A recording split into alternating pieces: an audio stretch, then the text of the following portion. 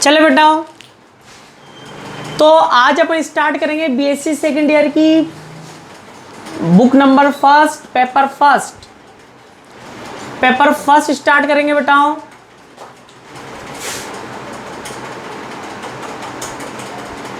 अच्छा, तो पेपर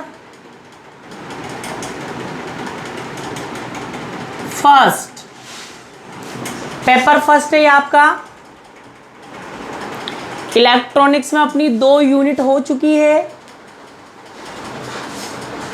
तो अब अपन बेटा थर्मोडायनेमिक्स कंप्लीट करके फिर इलेक्ट्रॉनिक्स पे जाएंगे। ठीक है, तो पेपर फर्स्ट जिसका नाम है ऊष्मा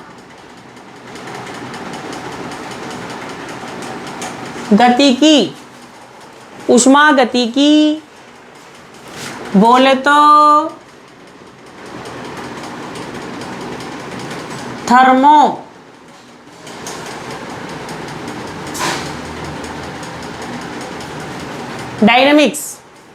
थर्मोडायनेमिक्स, ऊष्मा गतिकी थर्मोडायनेमिक्स। वीडियो ऑन कर लो ताकि मैं आपको देख पाऊं और अपने बीच कुछ वार्तालाप हो। Thermodynamics, very good.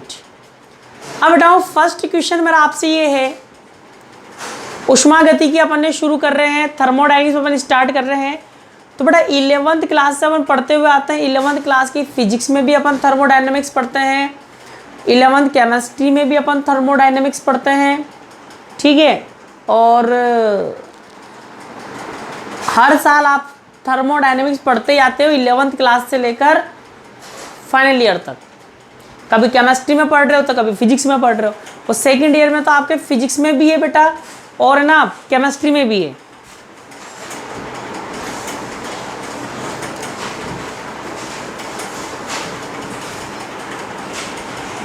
दिख नहीं रहा बेटा? दिख तो क्लियर रहा है। नेटवर्क प्रॉब्लम हो रही होगी आपके। मोबाइल को फ्लाइट मोड पर ऑन करके ऑफ करो। अब बेटा ध्यान सुनना, थर्मोडायनेमिक्स की स्टडी करेंगे अपन। बहुत शानदार यूनिट आएगी इसमें।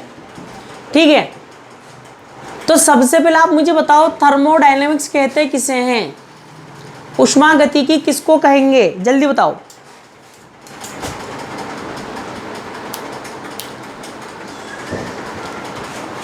किसको कहेंगे थर्मोडायनेमिक्स? जिसको याद हो वो बोल सकता है,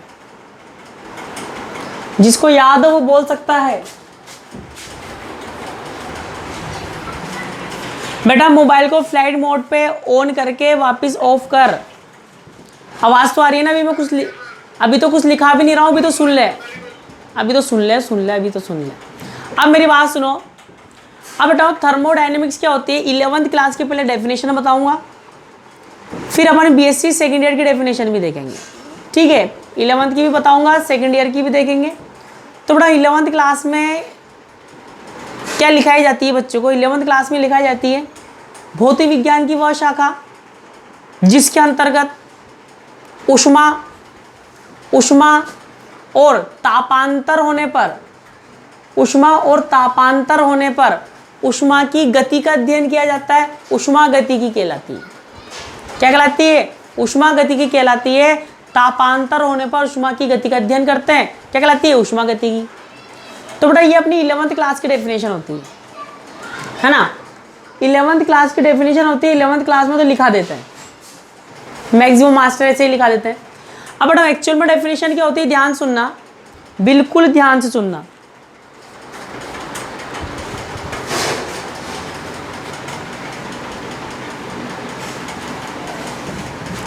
तो बेटा पहले ये समझो, एक तो होता है बेटा कण, पार्टिकल। क्या होता है? पार्टिकल। और एक होता है बेटा निकाय। क्या होता है? निकाय। पार्टिकल एंड सिस्टम, कण और निकाय, है ना? Particle, system. अब बताओ निकाय क्या होता है? निकाय होता है कणों का समूह।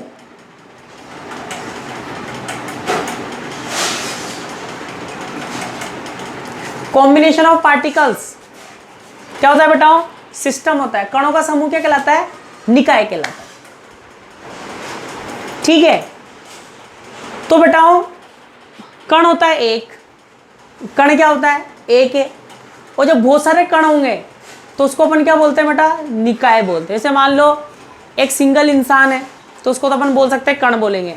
और जैसे मान लो आप क्लास में बैठे हुए हो, सब बच्चे क्लास में हैं तो बहुत सारे बच्चे बैठे हुए हैं, ठीक है। तो ये बहुत सारे बच्चे हैं मतलब तो उसको अपन क्या बोलेंगे बेटा, निकाय बोलेंगे, सिस्टम बोलते हैं, ठीक है। तो जब किसी स्थान पर एक से अधिक कणों का अध्ययन करते हैं, जब किसी स्थान पर एक से अधिक कणों का अध्ययन किया जाता है, स्टडी की जाती है, तो वहां पर निकाय संबंधित करते हैं। क्या संबंधित करते हैं, निकाय। और जब एक ही चीज की, एक ही कण की, एक की बात करते हैं तो वहां पर अपन किसको संबंधित करते हैं, कण को संबंधित करते हैं, ठीक है। अब बेटा ध्यान सुनना,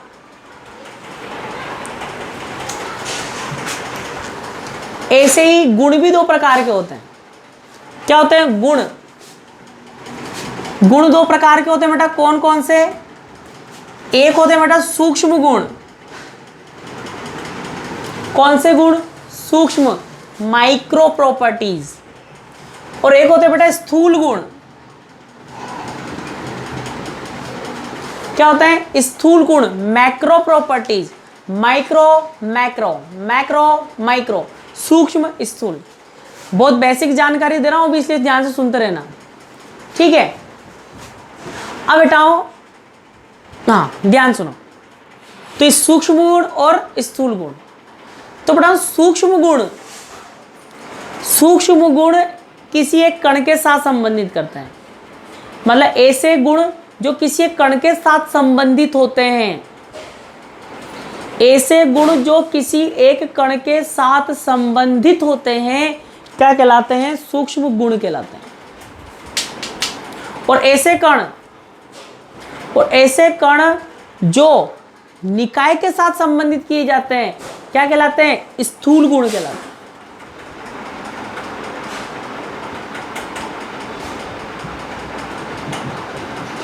क्या कहलाते हैं, स्थूल गुण। फॉर एग्जाम्पल बताओ, इसका एग्जाम्पल क्या होगा बेटा, वेग, वेलोसिटी। वेग एक कण का निकालते हैं, एक पार्टिकल का वेग निकालते हैं अपन। त्वरण किसका निकालते हैं, एक कण का निकालते हैं, एक पार्टिकल का निकालते हैं। बल, संवेग, फोर्स, मोमेंटम, ये सब किनके निकलते हैं बेटा, एक के निकलते हैं।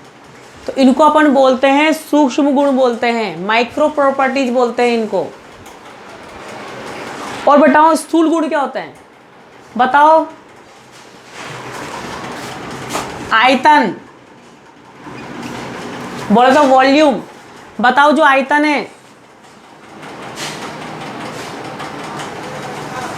किसकी बेटा, अभी तो समझा रहा हूं, अभी तो कुछ डेफिनेशन लिखा ही नहीं, कुछ बोला ही नहीं, इंग्लिश में समझा भी रहा हूं, दोबारा सुन ले। सिस्टम टू टाइप्स के होते हैं, प्रॉपर्टी टू टाइप्स की होती है बेटा, कौन कौन सी, माइक्रो एंड मैक्रो, ठीक है। तो बेटा माइक्रो में क्या होगा, जब अपन वन पार्टिकल की स्टडी करेंगे जिसके रेस्पेक्ट में, तो वो तो क्या कहलाएगा बेटा, माइक्रो प्रॉपर्टी। और माइक्रो प्रॉपर्टीज में कौन कौन आता है, वेलोसिटी आएगी, एक्सेलरेशन आएगा, फोर्स आएगा, मोमेंटम आएगा। तो ये जो सब जितनी भी फिजिकल क्वांटिटीज हैं, those physical quantities are connected किस से बेटा, माइक्रो प्रॉपर्टीज, ठीक है। तो इस केस में तो माइक्रो प्रॉपर्टीज की स्टडी करेंगे। अब बेटा मैक्रो में जो वॉल्यूम है, अब मुझे बताओ जो आयतन है, किसी एक का आयतन होता है कि निकाय का आयतन होता है, कणों के समूह का आयतन होता है कि किसी एक का आयतन होता है। आयतन क्या होता है, निकाय में अपन आयतन निकालते हैं बेटा। वॉल्यूम किसका होता है, सिस्टम का होता है, वेरी गुड, सिस्टम का वॉल्यूम होता है। सिस्टम में बताओ एक कण है क्या, एक पार्टिकल क्या सिस्टम है, नहीं है, बहुत सारे पार्टिकल हैं, तो वहां पर अपन क्या निकालेंगे, आयतन निकालेंगे। ऐसे बताओ ताप, ताप एक अकेले का होता है क्या, सिंगल का होता है क्या, नहीं होता है, पूरी निकाय का ताप होता है। आयतन, ताप, दाब, ये भी एक अकेले का नहीं होता है बेटा, पूरे निकाय का होता है, पूरे सिस्टम का होता है। वॉल्यूम, टेम्परेचर, प्रेशर, ठीक है, तो बेटा ये कौन से गुण हैं, ये कौन से गुण है बेटाओ, ये है स्थूल गुण। कौन से गुण है, स्थूल गुण है। Very good, macro properties. ठीक है, तो बेटा डेफिनेशन क्या बनती है, डेफिनेशन क्या बनेगी ऊष्मागतिकी की, भौतिक विज्ञान की वह शाखा जिसके अंतर्गत निकाय से संबंधित स्थूल गुणों का अध्ययन करते हैं, स्थूल गुणों का अध्ययन करते हैं, क्या कहलाती है, ऊष्मागतिकी। तो बेटा थर्मोडायनेमिक्स में किसकी स्टडी करेंगे, मैक्रो प्रॉपर्टीज ऑफ सिस्टम्स की, है ना। क्या है, thermodynamic branch of physics with the study of macro properties of system. ठीक है, तो इसमें अपन किसकी स्टडी करेंगे बेटाओ, मैक्रो प्रॉपर्टीज ऑफ स्थूल गुण की, है ना। तो आज के बाद अगर आपसे कोई पूछे कि भाई ऊष्मागतिकी किसे कहते हैं, अभी तो तुम कुछ बोल नहीं रहे थे, तुम्हें तो 11वीं क्लास की भी याद नहीं थी, तो अब सेकेंड ईयर की याद रखना, मुंह उठा के मत बोल देना। जब तापांतर होता है तो ऊष्मा की गति का अध्ययन करते हैं, उसको ऊष्मागतिकी बोलते हैं। सामने वाला 2 मिनट में समझ जाएगा, इसको कुछ भी नॉलेज नहीं है, इस बालक बालिका को कुछ भी नॉलेज नहीं है, ये ऐसे पढ़ता है, धूल में लट चल रहा है इसका बचपन से ही। तो आज के बाद कोई तुमसे पूछे ऊष्मागतिकी कहते किसे, तो क्या बोलना है, क्या बोलोगे, भौतिक विज्ञान की वह शाखा जिसके अंतर्गत निकाय के स्थूल गुणों का अध्ययन करते हैं, स्थूल गुणों का अध्ययन करते हैं, क्या कहलाती है, ऊष्मागतिकी कहलाती है। सामने लोग लगेगा हाँ नहीं बच्चे में दम है, क्या है, दम वाली बात है। तो बोले इतना लिखेंगे फिर आगे चलेंगे, चलेगा। पहला टॉपिक ऊष्मा, अरे सुषमा, ऊष्मागतिकी।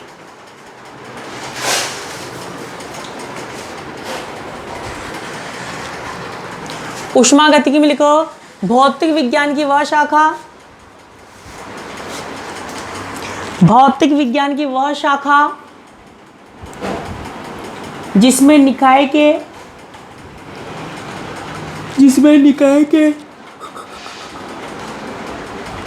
स्थूल गुण,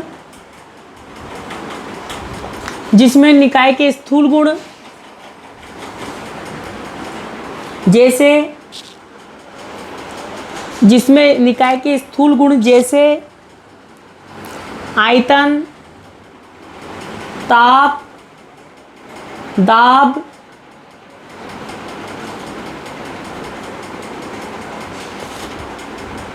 आयतन, ताप, दाब आदि का अध्ययन किया जाता है, आदि का अध्ययन किया जाता है।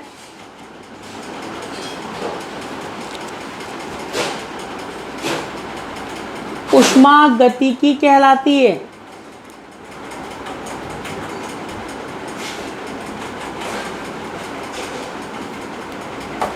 ऊष्मागतिकी कहलाती है।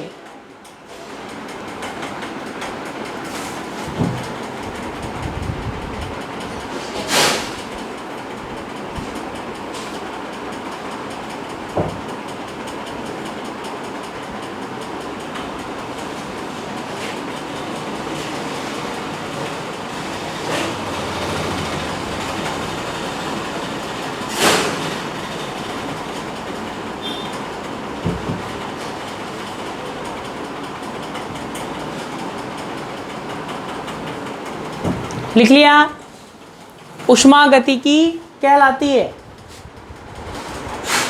अब बेटा इसकी यूनिट फर्स्ट स्टार्ट करेंगे, यूनिट फर्स्ट स्टार्ट करेंगे।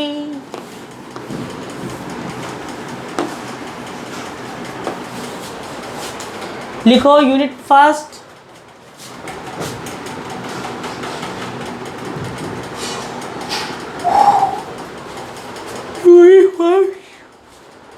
व्यापक ऊष्मागतिक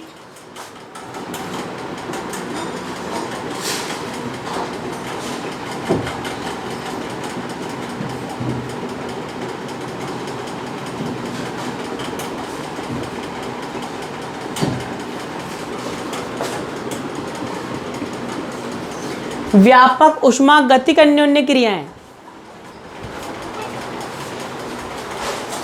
व्यापक ऊष्मागतिक अन्योन्य क्रियाएं।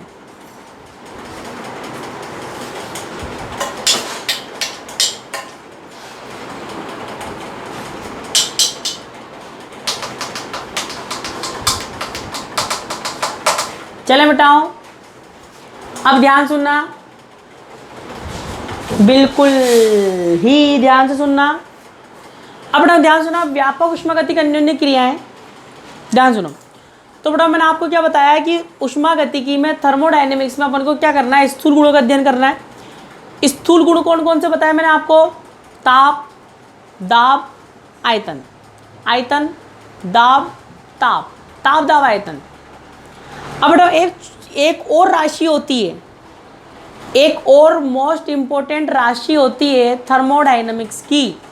कौन बताएगा कौन सी होती है? वहीं से शुरुआत होगी इस यूनिट की। चौथी महत्वपूर्ण राशि से स्टार्ट होगी, चौथी महत्वपूर्ण गुण से स्टार्ट होगा, चौथे महत्वपूर्ण स्थूल गुण से स्टार्ट होगी ये यूनिट। कौन बताएगा?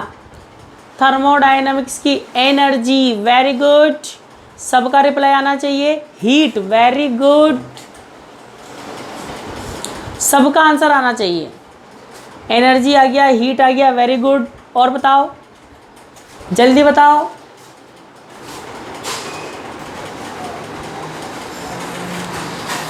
इसीलिए कहता हूं सब एक ही आंसर देना, energy, heat, other form of energy. इसीलिए कहता हूं 11th पढ़ लेते मेरे से। 11th में तो भागते फिरते हो इधर उधर, है ना। देखो ध्यान से सुनो, चौथी सबसे महत्वपूर्ण राशि होती है ऊष्मागतिकी की। कौन सी होती है?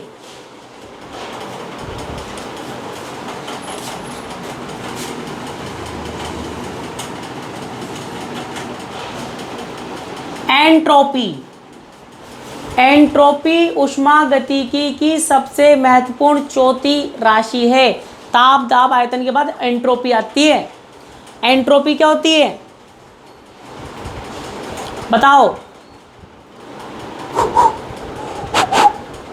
जल्दी बताओ। What is entropy? डेल्टा है। दुर्गेश कुमार कह रहा है डेल्टा है। ये वाला डेल्टा है क्या? डेल बराबर I cap del upon del X plus J cap del upon del Y plus K cap del upon del Z. ये है क्या दुर्गेश कुमार? ये वाला डेल्टा है क्या? बहुत अच्छा आंसर दे रहे हो तुमने, आज मुझे बहुत खुश कर दिया। अव्यवस्था, वेरी गुड, एक बच्चे का आंसर सही आया। अव्यवस्था है।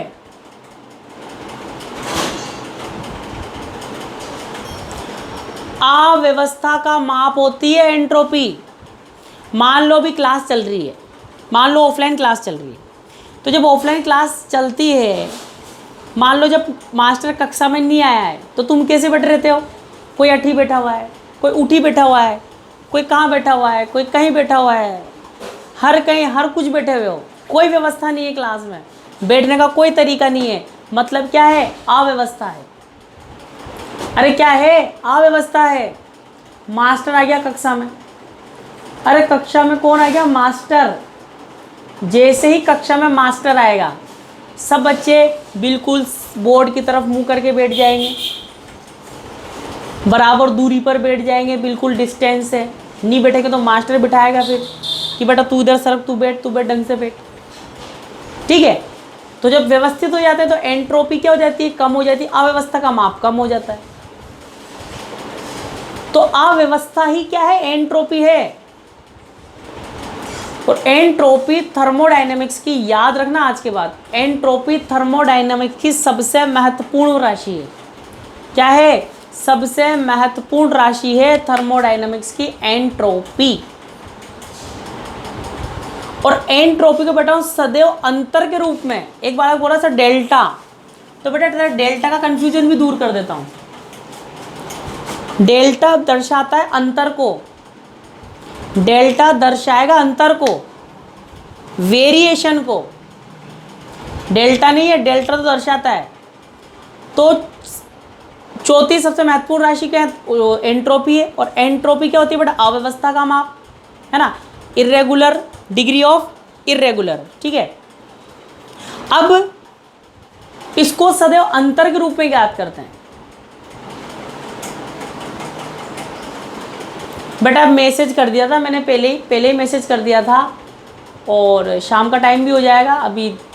तो सुनो, अभी तो मैंने कुछ लिखाया भी नहीं है, समझा रहा हूँ, आज तो समझाऊंगा ही सर, ज़्यादा कुछ पढ़ाऊंगा भी नहीं। तो बेटा डेल्टा क्या होता है? डेल्टा दर्शाता है अवकलन को। वही तो बताया बेटा, degree of irregular, degree of irregular arrangement जब इरेगुलर होता है ना बेटा, तो उसी की डिग्री जो होती है, उसका जो माप होता है, उसको बोलते हैं एंट्रोपी। क्लास में बच्चे बैठे हुए हैं, अव्यवस्थित है, इरेगुलर बैठे हुए हैं, तो क्या होगा? एंट्रोपी ज़्यादा है। मास्टर आएगा, सब बच्चे सेम डायरेक्शन में बैठ जाएंगे, सेम डिस्टेंस पर बैठेंगे, तो एंट्रोपी क्या हो जाएगी बेटा? डिक्रीज हो जाएगी। और एंट्रोपी को ऑलवेज डिफरेंस की फॉर्म में फाइंड करते हैं। कितना नहीं लिखा है, समझा रहा हूँ, अभी तो समझा रहा हूँ, ठीक है। तो एंट्रोपी को ऑलवेज डिफरेंस की फॉर्म में फाइंड करते हैं। एंट्रोपी को किसके रूप में निकालते हैं? अंतर के रूप में निकालते हैं। इसीलिए हमेशा किसका यूज करते हैं? डेल्टा का। किसका यूज करेंगे? डेल्टा का यूज करेंगे। अब कोई बच्चा कहे सर डेल्टा का यूज क्यों कर रहे हैं, अंतर के रूप में क्यों निकाल रहे हैं? पूछो क्यों? अरे पूछो क्यों, जल्दी पूछो क्यों। Very good, very good. Difference की फॉर्म में फाइंड क्यों कर रहे हैं? Very good.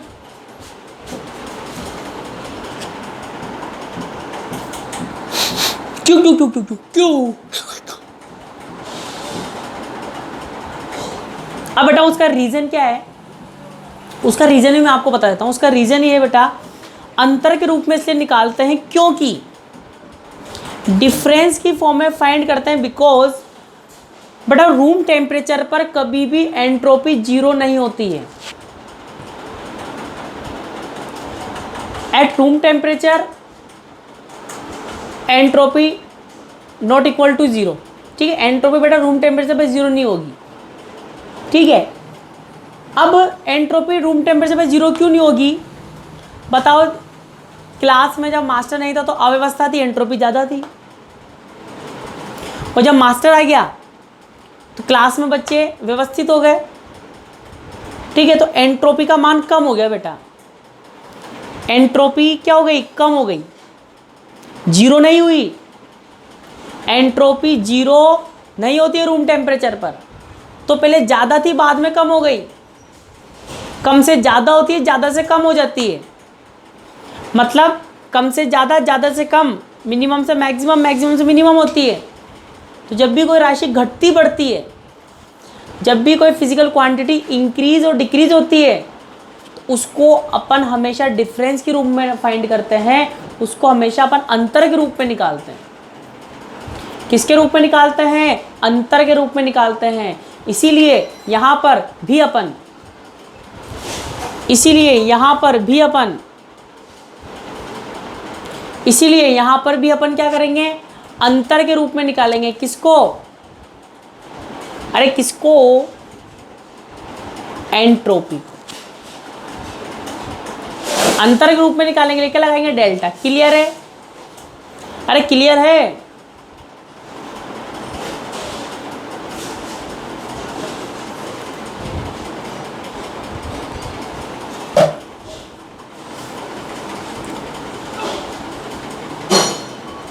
हाँ, नहीं चिपका, कुछ भी नहीं चिपका, थोड़ी देर चिपक गया होगा। क्लियर है इतना? अरे बबलू क्लियर है इतना?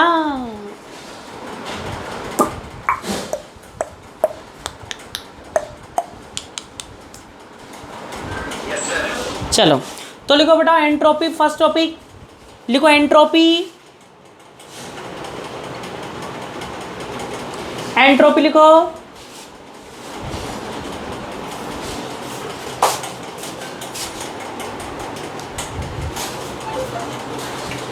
लिखो किसी भी निकाय में अव्यवस्था का माप, किसी भी निकाय में अव्यवस्था का माप एंट्रोपी कहलाती है। एंट्रोपी कहलाती है। किसी भी निकाय में अव्यवस्था का माप एंट्रोपी कहलाती है। इसे सदैव अंतर के रूप में, इसे सदैव अंतर के रूप में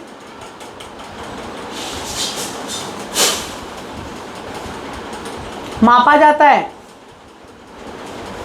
इसे सदैव अंतर के रूप में मापा जाता है। यह ऊष्मागतिकी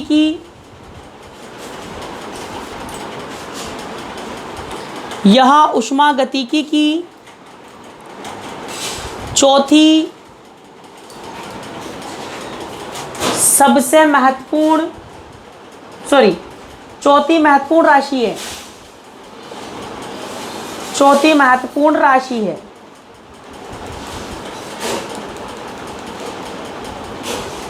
चौथी महत्वपूर्ण राशि है। रिपीट कर देता हूं।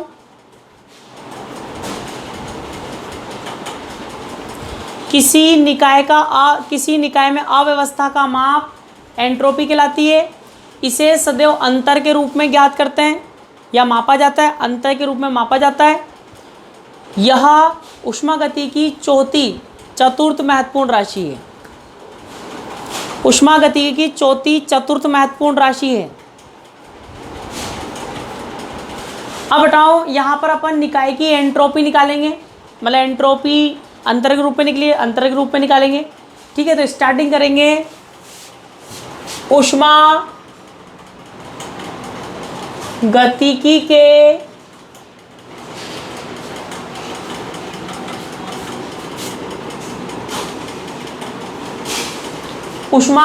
के प्रथम नियम से, फर्स्ट लॉ ऑफ थर्मोडायनेमिक्स। बताओ कौन बताएगा ऊष्मागतिकी का प्रथम नियम क्या होता है? First law of thermodynamics.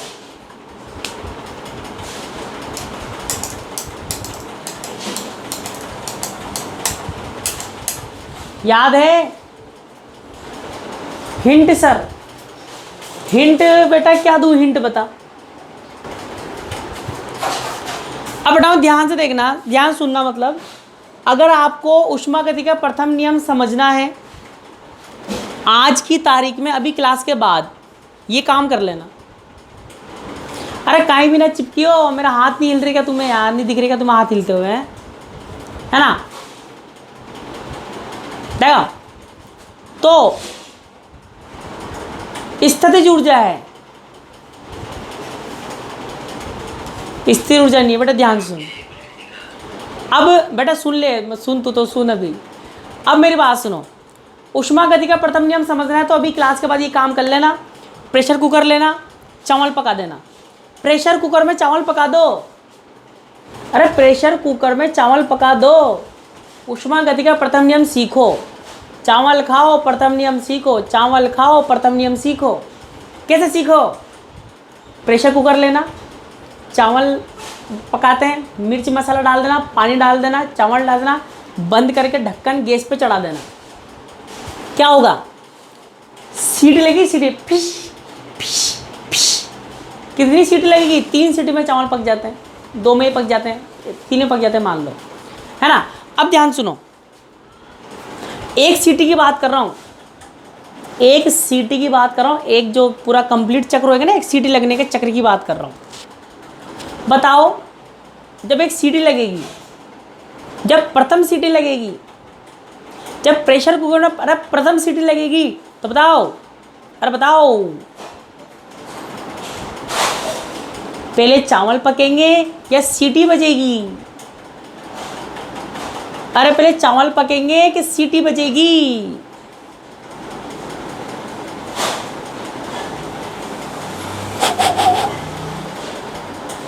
चावल पकिंग और सीटी बजिंग, जल्दी बताओ।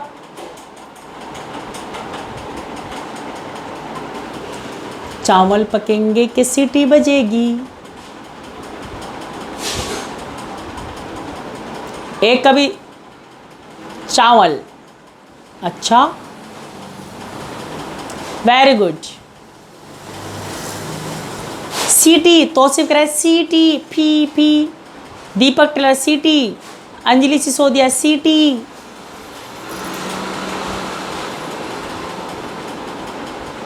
पूजा वर्मा सीटी। सबका आंसर आना चाहिए।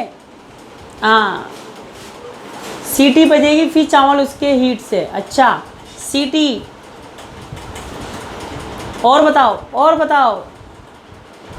सीटी, स्वीटी। सबका आंसर आना चाहिए। कुछ बच्चों का भी नहीं आया है, कुछ बच्चों का भी नहीं आया है। हाँ, बोल लो, मीटिंग करेगी।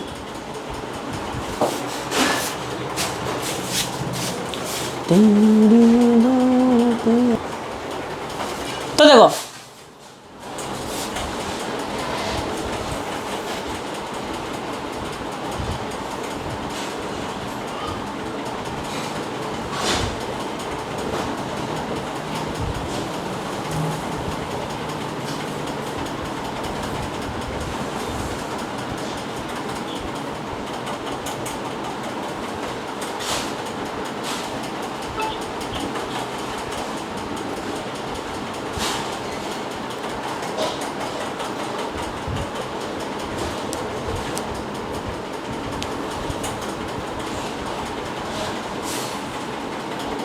चले तो बेटा मैं आपसे पूछ रहा पहले सीटी बजेगी या चावल पकेंगे। तो मेरी बात सुनो, आपने प्रेशर कुकर रख दिया गैस पर, गैस से क्या मिल रही है, हीट मिल रही है। अब बताओ, जब चावल प्रेशर कुकर में डाले थे तो बेटा चावल पतले पतले होते हैं बिल्कुल, है ना, ऐसे होते हैं बिल्कुल पतले से।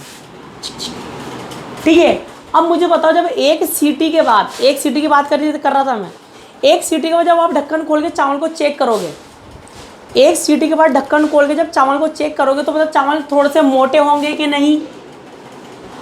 यस और नोट बोल दो। एक सीटी के बाद जब आप चावल को चेक करोगे चावल पतले से थोड़े से मोटे हो जाएंगे। यस और not? Yes, very good, very good. हाँ, सबका आंसर आया। हाँ हाँ, छोरियाँ ज़्यादा जानती होंगी, गर्ल्स ज़्यादा जानती होंगी इस चीज़ को, और जो बच्चे रूम पर खाना पकाते हैं वो भी इस चीज़ को जानते ही होंगे। ठीक है, अब बताओ इसका मतलब क्या हुआ, जैसे अपने प्रेशर कुकर को क्या दी, ऊर्जा दी। प्रेशर कुकर को अपन ने क्या दी, ऊर्जा। तो इसमें जो चावल है, पहले चावल पकते हैं बेटा, पहले चावल पकते हैं। चावल पहले पतले से क्या हो गए, मोटे हो गए। मान लो अपन ने कितनी ऊर्जा दी, क्यू ऊर्जा दी। क्या दी, क्यू ऊर्जा, क्यू एनर्जी दी। उस क्यू एनर्जी दो पार्ट में डिवाइड हो गई। पहला पार्ट कहाँ काम आया, चावल को मोटा करने में, चावल की ऊर्जा बढ़ाने में। तो चावल को मोटा करने का मतलब मैं क्या बोल रहा हूँ, चावलों की आंतरिक ऊर्जा में वृद्धि हो गई। अपन जब खाते हैं अपनी आंतरिक ऊर्जा में क्या होती है, वृद्धि होती है। जब जाके अपन काम करते हैं अपने अंदर आंतरिक भी ऊर्जा होती है। 5 दिन खाना मत तो जब भी इंसान चल फिर सकता है, क्यों, आंतरिक ऊर्जा की वजह से। ठीक है, तो बेटा जो पहले क्या होगा, चावल पकेंगे, और जो बची कुछ ऊर्जा होगी, पहले तो क्या होगा, चावलों की आंतरिक ऊर्जा में क्या होगी, वृद्धि होगी। चावलों की आंतरिक ऊर्जा में क्या होगी, वृद्धि होगी। फिर उसके बाद जो बची कुछ ऊर्जा है, वो बची कुछ ऊर्जा कहाँ जाएगी बेटा, पिस्टन पर जाएगी, मतलब सीटी पर जाएगी, और सीटी को ऊपर उठा देगी तो सीटी आवाज़ करेगी। तो याद रखना, प्रेशर कुकर में जब आप चावल पकाओगे तो पहले चावल पकता है, बाद में सीटी बजती है। और सीटी बजने का मतलब यहाँ पर कार्य हो रहा है। सीटी बजने का मतलब क्या होता है बेटा, कार्य। कार्य कैसे हो रहा है बताओ, सीटी पर बल लगेगा, बल लगते ऊपर उठेगी, तो बल इंटू विस्थापन क्या होता है, कार्य। क्या होता है, वो कार्य होता है। क्या है वो, कार्य। तो ऊष्मागति का प्रथम नियम क्या लिखेंगे, किसी निकाय को दी गई ऊष्मा, अरे किसी निकाय को दी गई ऊष्मा कहाँ कहाँ काम आएगी, दो भागों में बढ़ जाती है। कहाँ कहाँ, आंतरिक ऊर्जा में वृद्धि प्लस निकाय द्वारा किए गए कार्य में। याद रखना आज की बात। कोई पूछे बता, ऊष्मागति का प्रथम नियम क्या है, बोल देना भैया बात कुछ ऐसी है। अभी जा प्रेशर कुकर में जाके चावल पका ले, प्रेशर कुकर में जाके चावल पका ले, समझ में आ जाएगा ऊष्मागति का प्रथम नियम। ठीक है, तो इक्वेशन नंबर फर्स्ट, जहां डी क्यू क्या है बेटाओ, निकाय को दी गई ऊष्मा, डी यू बराबर क्या होता है, आंतरिक ऊर्जा में वृद्धि, जिसका फॉर्मूला होता है NCV/dt। du का फॉर्मूला होता है NCV/dt, 11th क्लास से लिखा हुआ है। कोई भूल गया हो तो बता देना, रिपीट कर दूंगा, समझा दूंगा। और dw क्या होता है बेटा? निकाय द्वारा किया गया कार्य, PdV। इसको लिख लो,